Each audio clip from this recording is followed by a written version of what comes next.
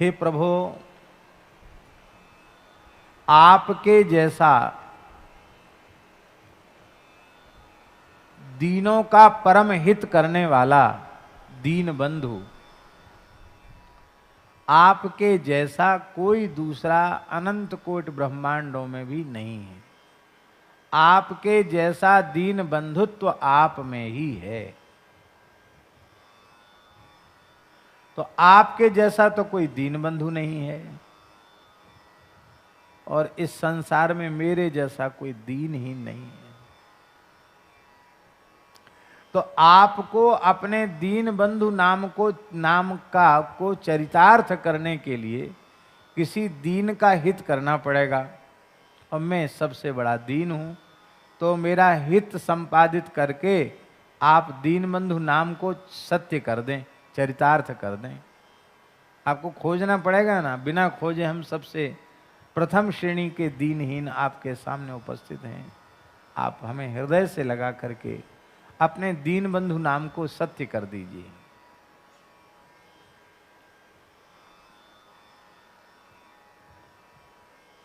सुनहु नृपति रघुराई, और किसी से नहीं कहते सुनहु, सुनो, कौन सुने? नृपति रघुराई सुने। देखो, सुनने वाले को ही सुनाया जाता है। आपके अपने मन में पूरा पक्का विश्वास हो कि हम कुछ भी कहें, ये व्यक्ति हमारी सुनने वाला ही नहीं है, तो आपको कुछ बोलने का, कहने का साहस होगा? इस सुनना तो इसको है ही नहीं, तो क्या क्यों कहा जाए, किस लिए कहा जाए? महाराज जी, भिखारी जो होते हैं ना, भिखारी भिक्षुक, वो भी उसी से मांगते हैं जिसकी शकल सूरत देख के उनको लगता है कि ये देने वाला है, देगा। उनको भी भगवान ने शक्ति दी, कंजूस आदमी से नहीं मांगते हैं। हमारे पूज्य गुरुदेव भक्तमाली जी, सन 1956 की बात है, 1956, देश स्वतंत्र हुए थोड़े ही समय हुआ था। महाराज जी गंगा सागर में कपिल भगवान की पूजा कर रहे थे उस समय, क्योंकि जो हनुमानगढ़ी में हनुमान जी की 6 महीना पूजा करता है, उसको 6 महीना पूजा गंगा सागर में करनी होती है। ये हनुमानगढ़ी का नियम है, हनुमानगढ़ी का मंदिर है वो। 4 पुजारी हनुमान जी के होते हैं, वही 4 पुजारी 6 महीना यहाँ पूजा करेंगे, और 6 महीना वो गंगा सागर में पूजा करेंगे, और फिर पुजारी बदल जाता है। हर साल पुजारी 6-6 महीने में पुजारी बदलते हैं।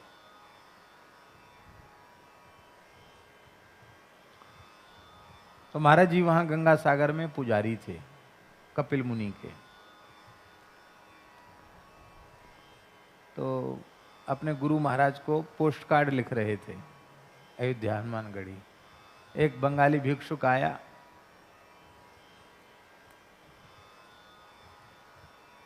अब हो सकता कि हम जो बंगला बोलें वो, क्यों, हम बंगाली तो हैं नहीं, पर गोपाल बाबू बैठे हैं, वो जानते हैं, तो कलकत्ते के ही हैं। ठाकुर अमा के एकटा पोस्ट कार्ड दाओ ना, ठीक बोले? हमको एक पोस्ट कार्ड दो, हैं? हाँ, पोस्ट कार्ड दाओ ना। 2 थे महाराज जी के पास पोस्ट कार्ड, बोले एक हमको दे दो। तो महाराज जी ने कहा क्या करोगे? तो उसने कहा कि ये उत्तर हम नहीं दे सकते, क्या करेंगे, हम हैं भिक्षुक, और जहां से जो वस्तु मिल सकती है हम बिना संकोच के मांग लेते हैं। तो महाराज जी बोले हमसे ही क्यों मांग रहे हो? बोले हमको पता है, किसकी शकल सूरत देख करके हम जान जाते हैं कि कौन देने वाला है और कौन नहीं देने वाला है। आपके पास 2 देखे, इसलिए एक ज्यादा है, इसलिए मैंने मांग लिया। एक तो आप लिख रहे हो, वो हमारे किसी काम का नहीं। दूसरा है रखा रहेगा, भिक्षुक है, सर्व संग्रह करने की प्रवृत्ति है। महाराज जी बड़े खुश हुए, बोले चलो सच्ची बात कही इसने। बोले उस समय वहां कोई चीज मिलती नहीं थी गंगा सागर में, लेकिन उसने कहा एक पुष्कर दे दी। तो भिक्षुक भी समझते हैं कि हमारी सुनकर देगा कौन, जो नहीं देते उनसे वो बोलते भी नहीं है। तो भगवान हम जानते हैं ना, आप सुनने वाले हैं। क्यों? सुनहु नृपति रघुराई, क्योंकि आपने कुत्ते की सुनी, आपने गीध की सुनी, आपने उल्लू की सुनी, आपने सबकी सुनी। जो इनकी भी सुन सकता है वो हमारी क्यों नहीं सुनेगा? राम जी ने सबकी सुनी, पुकार की नहीं, और सबके कुत्ते का न्याय, राम राज्य में कुत्ते का न्याय प्रसिद्ध है। गीध और उल्लू का न्याय राम जी के दरबार में प्रसिद्ध है। तो इनकी भी आपने सुनी, तो हमारी आप क्यों नहीं सुनेंगे? जरूर सुनेंगे। इसलिए हे रघुराई आप सुनिए। हे भगवान,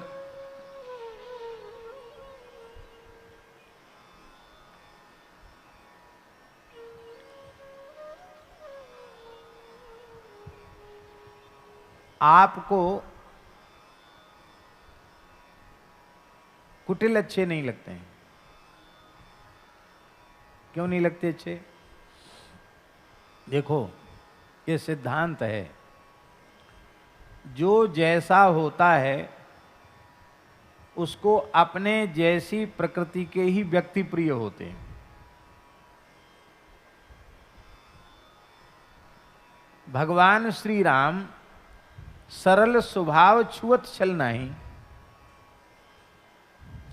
सरल स्वभाव छुअत छल नहीं होने के कारण भगवान श्री राम स्पष्ट कहते हैं, निर्मल मन जन सो मोहि पावा, मोहि कपट छल छिद्र न भावा। मुझे कपट छल छिद्र अच्छा लगता नहीं है। इसका मतलब है कि राम जी को प्रसन्न करना है तो कपट छल छिद्र को त्यागना पड़ेगा। इसके त्यागे बिना राम जी प्रसन्न नहीं होंगे। गोस्वामी जी कहते हैं कि ये छल छिद्र, कपट, दंभ, पाखंड, ये सब किन लोगों में होते हैं? ये कुटिल व्यक्तियों में होते हैं। कुटिल व्यक्ति ऐसे होते हैं, वो अपने मन की कुटिलता छिपा जाते हैं और बाहर से ऐसा व्यवहार प्रकट करते हैं कि सीधे साधे भोले भाले लोग उनके चक्कर में फंस जाते हैं। गोस्वामी जी कह रहे हैं कि भगवान,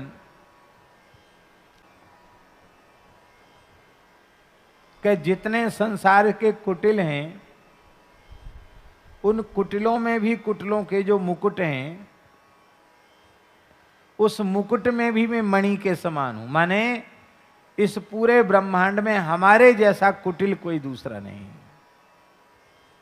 यही बात तो हमारे ब्रज के सूरदास जी कहते, मौसम कौन कुटिल खल कामी, यही तन दियो ताहि बिसरायो, ऐसो नमक हरामी, मौसम कौन कुटिल खल कामी।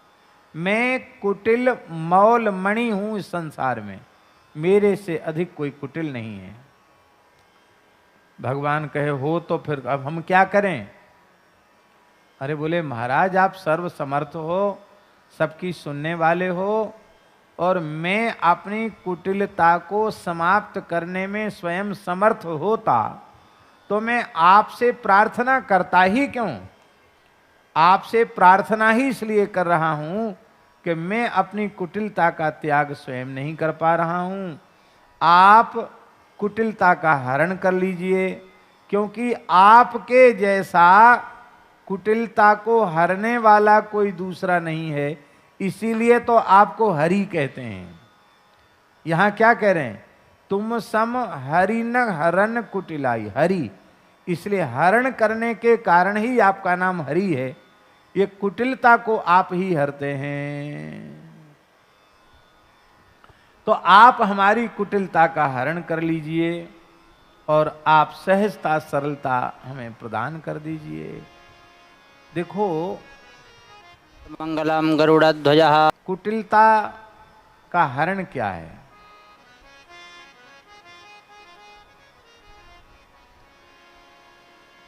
कुटिलता का नाश क्या, कुटिलता का हरण क्या है? भेद दृष्टि का हरण ही कुटिलता का हरण है। पूज्य श्री नवलराम जी महाराज, परमात्मा से भिन्न वस्तु की प्रतीति जब तक होती रहेगी तब तक कुटिलता रही आवेगी, और जब परमात्मा सर्वत्र है, सब में है, समान रूप से है, न कहीं कम न कहीं ज्यादा, और ज्यादा कम की बात छोड़ दो, उनके अतिरिक्त कुछ दूसरा है ही नहीं, तो अब छिपाव दुराव किससे रहा, कहां रहा, किस लिए रहा?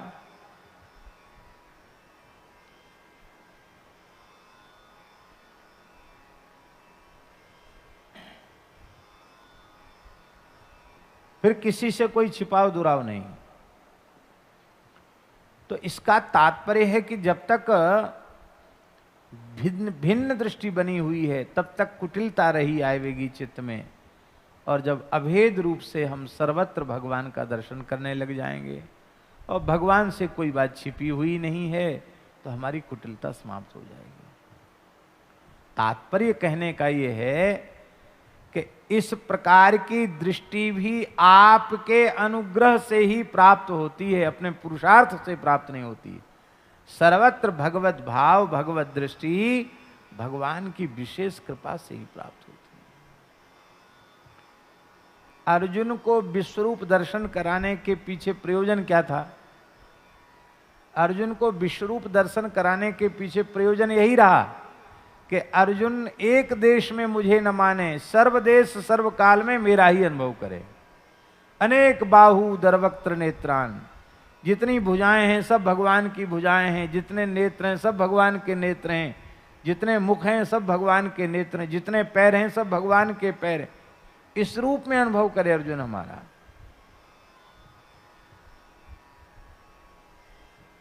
मुझसे भिन्न कुछ नहीं है, इसलिए भगवान कृपा करके दर्शन देते हैं।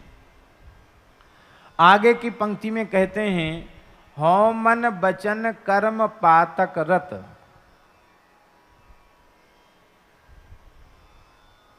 कई बार पूर्व जन्म के दूषित संस्कारों के कारण पाप की मलिन वासना चित्त में जब भड़कती है, उससे पाप न चाहते हुए भी बन जाते हैं। कई बार कुसंग में पड़कर पाप बन जाते हैं।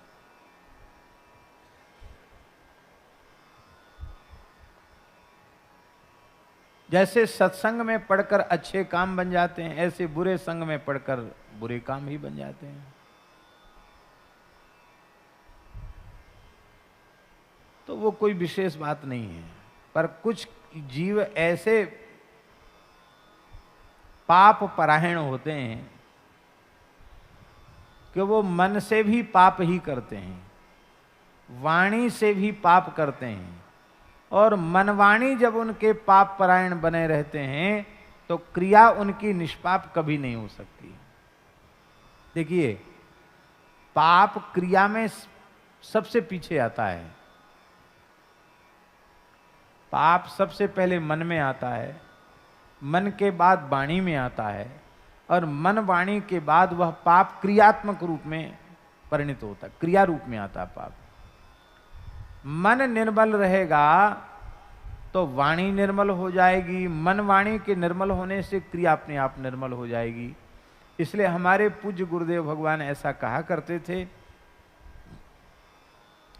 कि इसीलिए जो निरंतर मानसिक नाम जप करते रहते हैं, मन से निरंतर नाम जप करते हैं, जो भी भगवान का नाम आपको अत्यंत प्रिय हो, उस नाम का जो मन से जप करते रहते हैं और भगवान के स्वरूप का ध्यान, लीला का चिंतन करते रहते हैं, सत्संग करते रहते हैं, ऐसे लोगों का मन पवित्र हो जाता है।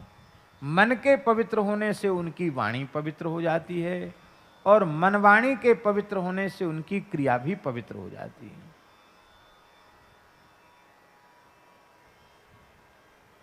इसलिए महाराज जी कहते थे कि निष्पाप बनने का श्रेष्ठतम साधन है मानसिक नाम जप। अधिक से अधिक मानसिक नाम जप किया जाए उससे। और ये कहने की जरूरत नहीं है प्रवचन में, मंच पर कहने की आवश्यकता नहीं है, आप करें और करके उसका अनुभव करें, स्वयं करके देख लें। मानसिक नाम जप करने की बहुत बड़ी महिमा।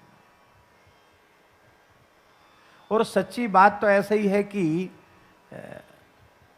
जप का श्रेष्ठ प्रकार यही है कि किसी को पता न चले कि हम क्या कर रहे हैं और जप होता रहे।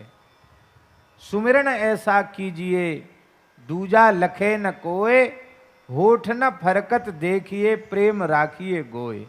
ऐसा स्मरण करो कि दूसरा कोई समझ न पावे कि क्या कर रहे हैं, होठ भी न हिलें प्रेम राखिए गोय। क्यों? क्योंकि जो तेरे घट प्रेम है तो कहीं कहीं का ही जनाब, अंतर्यामी जाने अंतर्गत को भाव। मलुकदासी की साखी है, अंतर्यामी से तो कुछ छिपा हुआ नहीं, वो सब जानते हैं।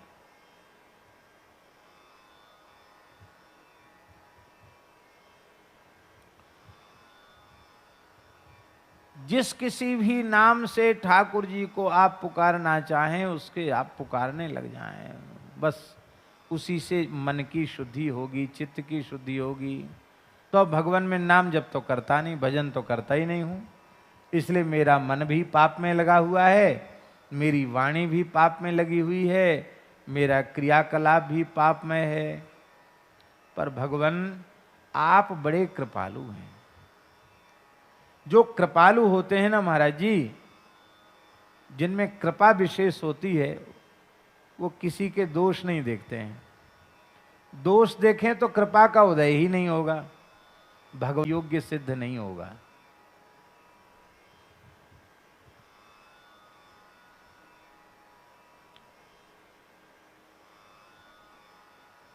स्वामी जी, जहां तक जीवत्व है वहां तक दोष, सर्वत्र दोष। जीव ये अहंकार न करने लग जाए कि मुझे दोष स्पर्श, क्योंकि देखिए उसका कारण ये है कि स्वरूप में स्थिति तो प्रायः होती नहीं, प्रवचन में तो हो जाती है, भीतर से तो होती नहीं। देह भाव हमारा नष्ट होता नहीं, और देह भाव नष्ट नहीं हुआ पतित भी खोजने के लिए जाना नहीं पड़ेगा, क्योंकि हमसे बड़ा कोई पतित भी नहीं है। मैं तो आपके सामने ही खड़ा हूं, तो मुझे आप गति प्रदान करके आप पतित पावन नाम सत्य कर दीजिए, आप अपनी पतित पावनता को चरितार्थ कर दीजिए। हे भगवान, आपके जैसा अनाथों का हितैषी कोई दूसरा नहीं है, और मेरे जैसा कोई अनाथ नहीं है।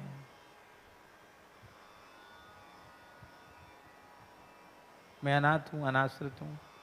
लोक की दृष्टि में अनाथ किसको कहा जाता है? वैसे सच्ची बात तो यह है कि अनाथ कोई संसार में है ही नहीं, क्योंकि यदि हम अनाथ सिद्ध करेंगे ना महाराज जी, सरकार, अनाथ यदि हम सिद्ध करेंगे तो भगवान की सत्ता का अपलाप हो जाएगा।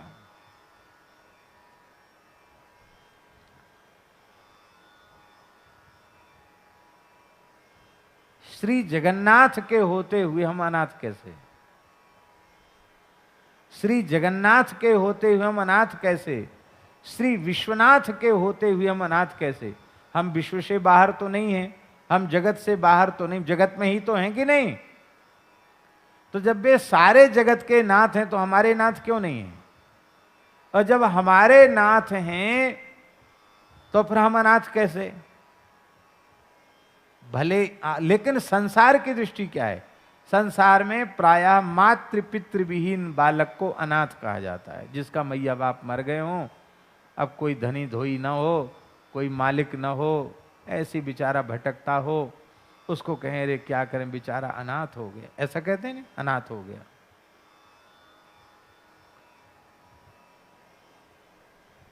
संसार की दृष्टि में कुंती अनाथ थी, लेकिन कुंती ने कभी अपने को अनाथ नहीं माना। कुंती ने ये निश्चय किया कि जब द्वारिका नाथ श्री कृष्ण मौजूद हैं तो मैं अनाथ कैसे? अनाथ वे हैं जो अपने को सनाथ तो मानते हैं, बहुत ध्यान से सुने, संसार के संबंधों को देखकर जो अपने को सनाथ मान रहे हैं कि मेरे पिता हैं, मेरे बाबा हैं, मेरे नाना हैं, मेरे मामा हैं, मेरे काका हैं, चाचा हैं, ताऊ हैं, मित्र हैं, मेरे राज अमुक है तमुक है, ऐसा जो अनुभव कर रहे हैं और कहते हैं कि हम कोई अनाथ थोड़े ही हैं, हम तो सनाथ हैं। वस्तुतः जो अपने को सनाथ कहने वाले हैं, शरीर संसार का संबंध स्मरण करके जो अपने को सनाथ कहने वाले हैं, वे वस्तुतः अनाथ हैं और संसार की दृष्टि में जो अनाथ है। किंतु भगवान को जिसने अपना नाथ स्वीकार कर लिया है, जिसके श्री रघुनाथ हैं, जिसके श्री यदुनाथ हैं, जिसके श्री राधिका नाथ हैं, जिसके श्री जानकी नाथ हैं, जिसके श्री जगन्नाथ हैं, उसको कभी अपने को अनाथ मानने की आवश्यकता नहीं है।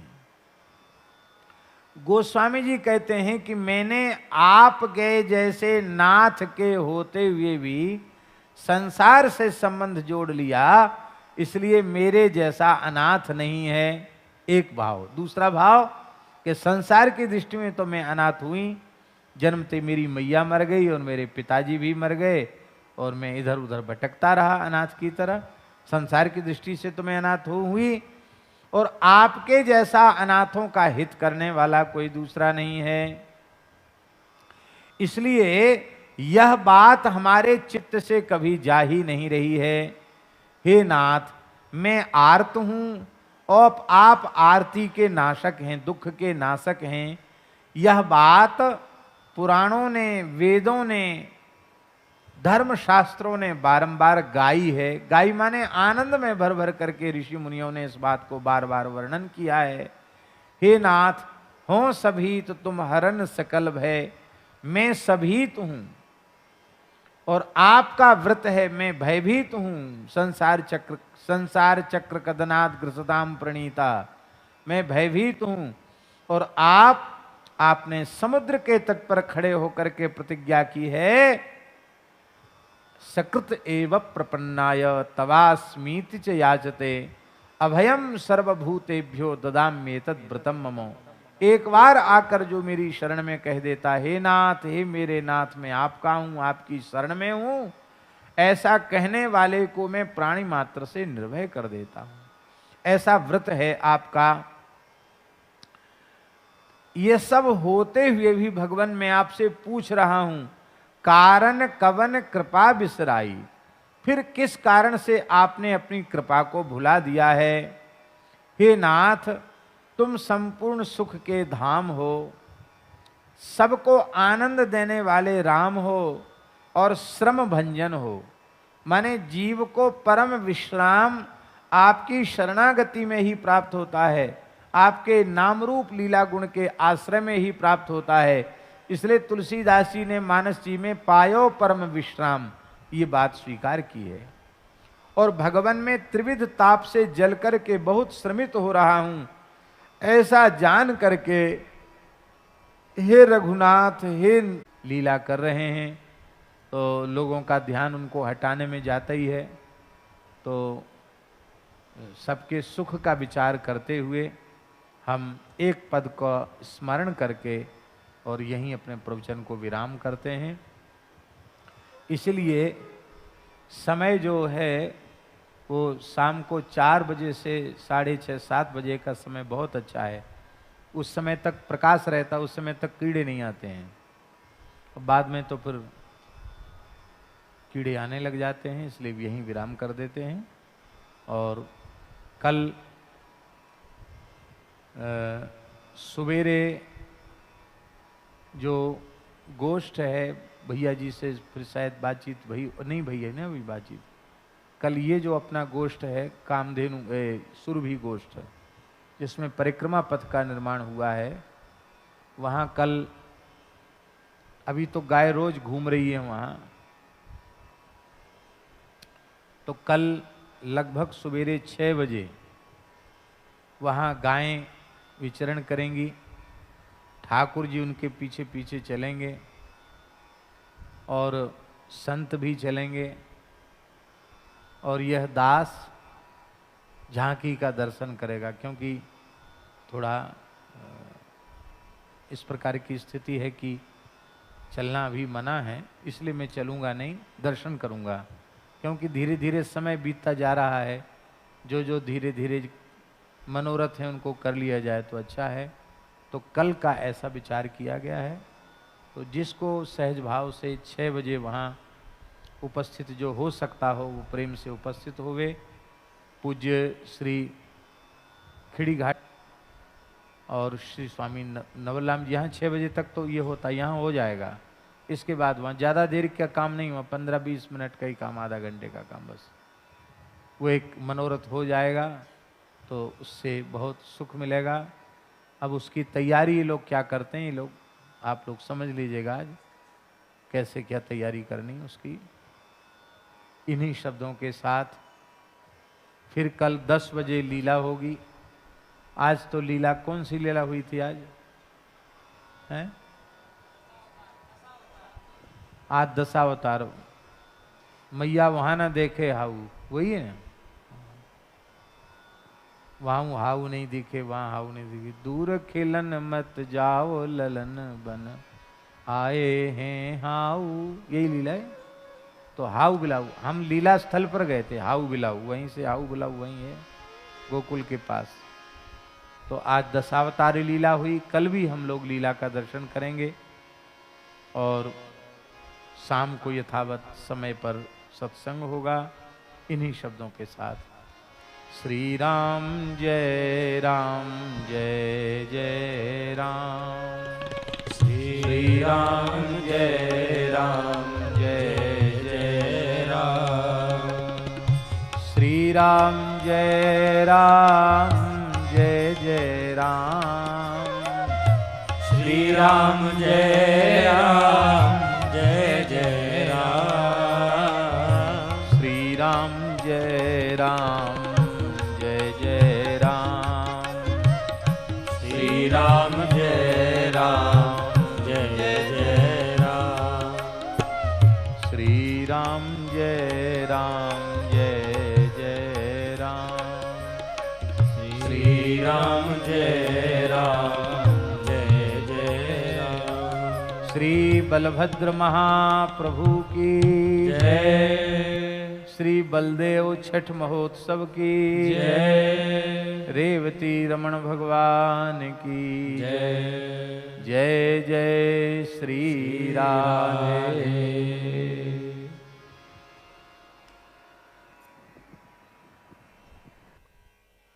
तनो हरिः मंगलम कौशलेन्द्राय महनीय गुणाब्धे चक्रवर्ती तनूजाय सार्वभौमाय मंगलम आचमनम्।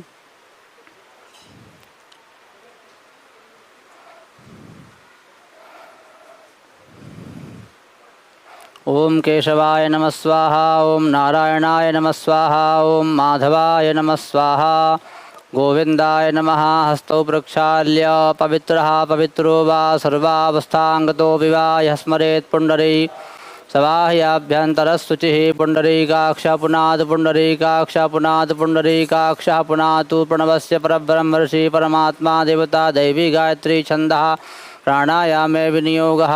ओम नमो भगवते वासुदेवाय।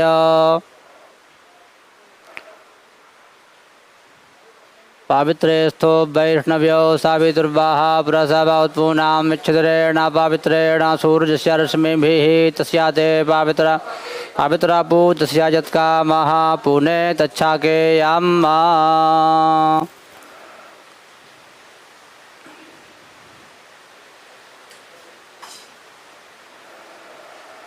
पृथ्वी इत्यस्य मेरुपृष्ठऋषि कूर्मो देवता सुतलं छन्दः आसने विनियोगः। पृथ्वी त्वया धृता लोका देवी त्वं विष्णुना धृता त्वं च धारय मां देवि पवित्रं कुरु चासनम्।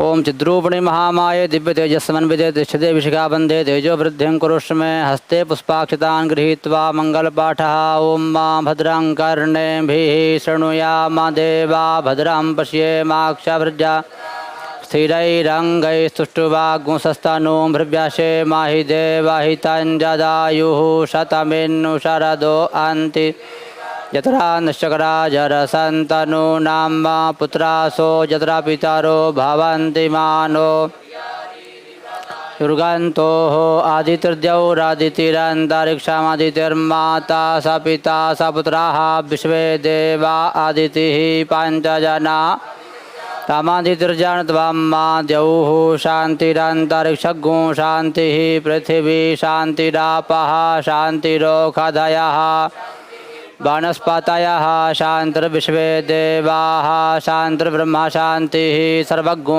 शान्तिः शान्तिरेव शान्तिरेधि जतो यतः समीहसे ततो नो अभयं कुरु सन्नः गुरु भयन्नः पशुभ्यः सुशान्तर्भवतु। श्रीमन्महागणाधिपतये नमः। श्री सीतारामाभ्यां नमः। श्री राधाकृष्णाभ्यां नमः। श्री लक्ष्मीनारायणाभ्यां नमः। श्री उमामहेश्वराभ्यां नमः। श्री वाणीहिरण्यगर्भाभ्यां नमः। श्री शशिपुन्द्राभ्यां नमः। माता पितृचरणकमलेभ्यो नमः। इष्टदेवताभ्यो नमः। कुलदेवताभ्यो नमः। ग्रामदेवताभ्यो नमः। स्थानदेवताभ्यो नमः। वास्तुदेवताभ्यो नमः। सर्वेभ्यो देवेभ्यो नमः। सर्वेभ्यो ब्राह्मणेभ्यो नमः। सर्वेभ्यो वैष्णवेभ्यो नमः। सिद्धिबुद्धिसहिताय श्रीमन्महागणाधिपतये नमः। सुमुखश्चैकदन्तश्च कपिलो गजकर्णकः लम्बोदरश्च विकटो धूम्रकेतुर्गणाध्यक्षो भालचन्द्रो गजाननः। द्वादशसहितानि नामानि या पठे शृणुयादपि विद्यारम्भे विवाहे च प्रवेशे संग्रामे संकटे चैव विघ्नस्तस्य न जायते। विश्वेशं माधवं ढुण्ढिं दण्डपाणिं च भैरवं वन्दे काशीं भवानीं मणिकर्णिकां वक्रतुण्डमहाकाय सूर्यकोटिसमप्रभा निर्विघ्नं कुरु मे देव सर्वकार्येषु सर्वदा विनायकं गुरुं भानुं ब्रह्मविष्णुं सरस्वतीं प्रणम्यादौ सर्वकार्याच सिद्धये नमो गोभ्यः श्रीमतीभ्यः सौरभेयीभ्येव च पवित्राभ्यो नमो नमः। सिद्धिबुद्धिसहिताय श्रीमन्महागणाधिपतये नमः। संकल्पः तिथिर्विष्णु तथा वारो नक्षत्रं विष्णुरेव च योगस्य करणं चैव सर्वं विष्णुमयं जगत्।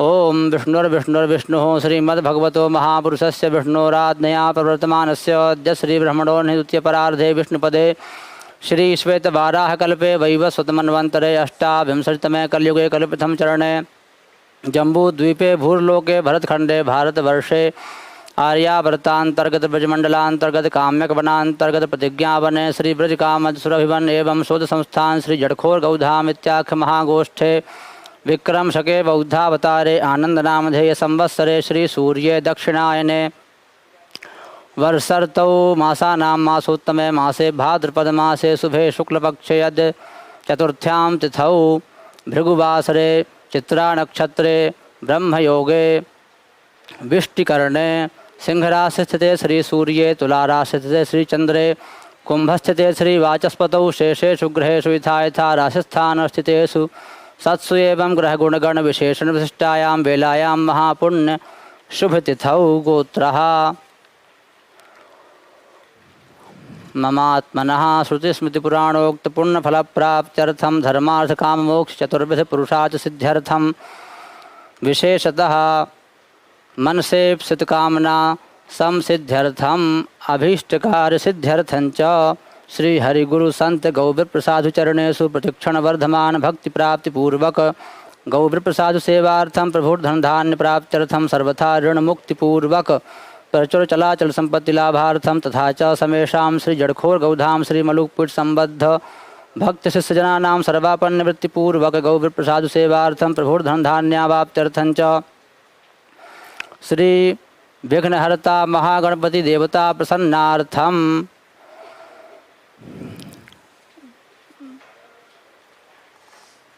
अद्यारभ्य 10 दिवसात्मकं गणपति महामहोत्सवांतर्गत श्री महागणपति देवता प्रतिष्ठापनं पूजनम अभिषेकं सहस्रार्चनं च करिष्ये।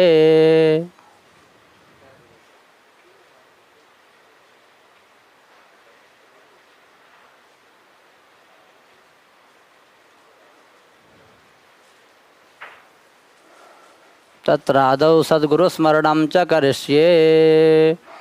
ओम गुरुर्ब्रह्मा गुरुर्विष्णुर्गुरुर्देवो महेश्वरः गुरुः साक्षात् परब्रह्म तस्मै श्री गुरवे नमः। श्री गुरुचरणकमलेभ्यो नमः। आधारशक्त्यै नमः। ब्रजवसुन्धरायै नमः। ओं स्योना पृथिवीनो भवानिक्षरा निवेशच्छानः शर्मस प्रथाः गन्धाक्षतपुष्पाणि समर्पयामि नमस्करोमि।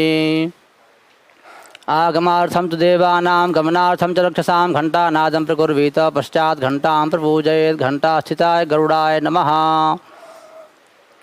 गन्धाक्षतपुष्पाणि समर्पयामि। ओं पाञ्चजन्याय विद्महे पाव